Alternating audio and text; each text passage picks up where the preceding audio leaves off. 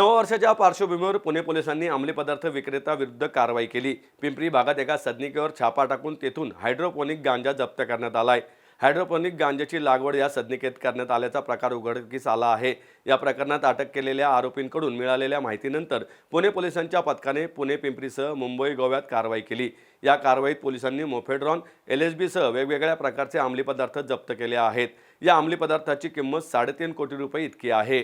तुषार चेतन वर्मा वय 21 वर्ष, सुमित संतोष डेडवाल वय 25 वर्ष, अक्षय सुखलाल मेहर वय 25 वर्ष, मलय राजेश डेलीवाल वय 28 वर्ष, स्वराज अनंत भोसले वय 28 वर्ष अशी अटक करण्यात आलेल्यांची नावे आहेत। शहरात अंमली पदार्थाची तस्करी तसेच महाविद्यालयीन तरुणांना अंमली पदार्थ विक्री करणाऱ्या सराईतांविरुद्ध पोलीस आयुक्त अमितेश कुमार यांनी कडक कारवाईचे आदेश दिले आहेत।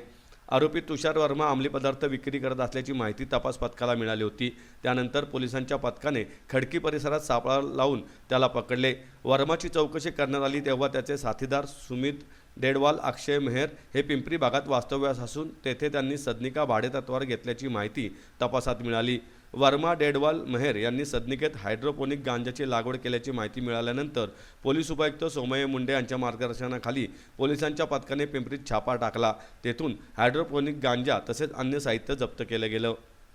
अंमली पदार्थ विक्री तस्करी प्रमाणात वर्मा, डेडवाल, मेहर यांची चौकशी करण्यात आली तेव्हा या प्रकरणातील मुख्य तस्कर मलय डेलीवाल याची माहिती मिळाली।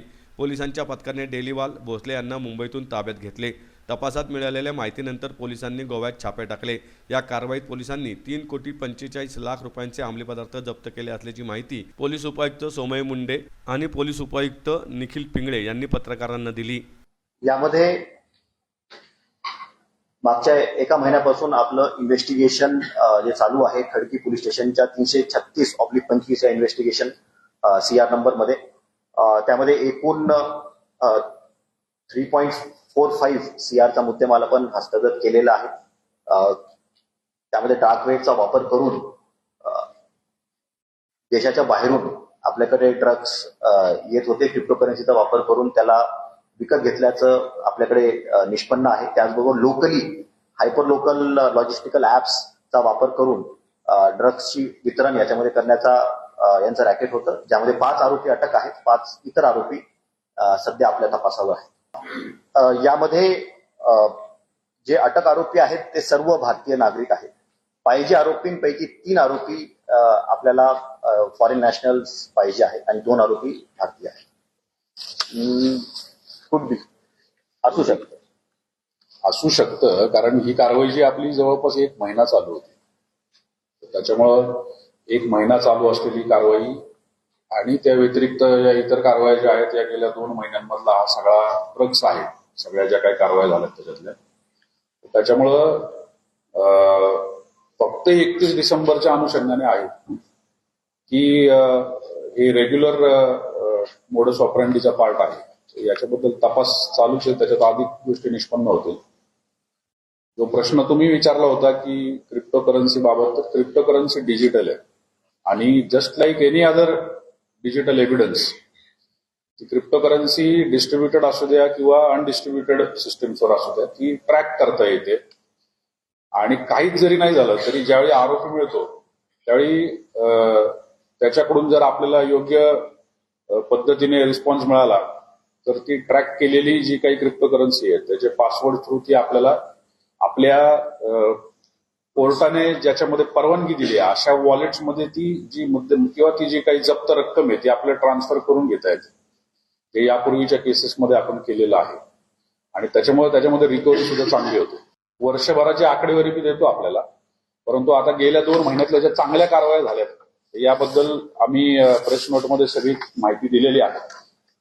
मेफेड्रॉनचे 4 केसेस चांगल्या, ज्याच्यामध्ये जवळपास एकूण मिळून 243 ग्रॅम आणि 99 मिलीग्रॅम म्हणजे 245 ग्रॅम मेफेड्रॉन हा जप्त झाला आहे। ही फक्त चांगल्या कारवायांची एकत्रित आकडेवारी।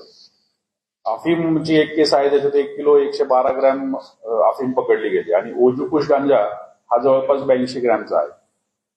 ही सुद्धा आधी कारवाई ही एकूण 1,06,78,00,000 ही कारवाई आहे।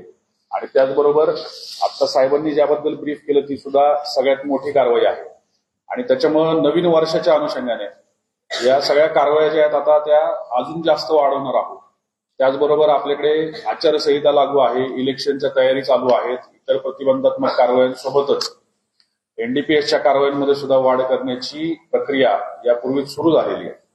त्याचबरोबर प्रतिबंधक कारवाया ज्या असतात एनडीपीएसच्या अनुषंगाने त्याच्यामध्ये पीट एनडीपीएस नावाचा कायदा आहे. त्या पीट एनडीपीएसच्या कारवाईची सुद्धा आम्ही तयारी करत आहोत.